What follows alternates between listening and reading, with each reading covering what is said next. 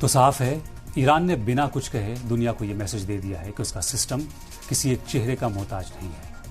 Trump जिसे automatic regime change कह रहे हैं, वो असल में उनकी अपनी डिप्लोमेटिक हार का वो ऐलान है जिसे वो 6 अप्रैल की डेडलाइन के पीछे छुपाना चाहते हैं। एक तरफ ईरान के 10 लाख जवान जमीन पर अमेरिकी फौज का डेथ वारंट लेकर तैयार खड़े हैं और दूसरी तरफ खुद अमेरिका के शहरों में ट्रंप के खिलाफ आग भड़क चुकी है।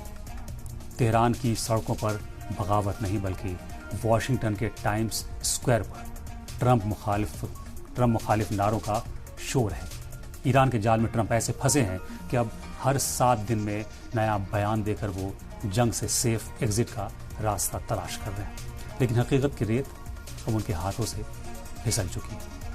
बहरहाल 6 अप्रैल के बाद क्या होगा, क्या सीज फायर होगा या फिर एक और डेडलाइन का ऐलान, इस पर हमारी नज़र बनी रहेगी।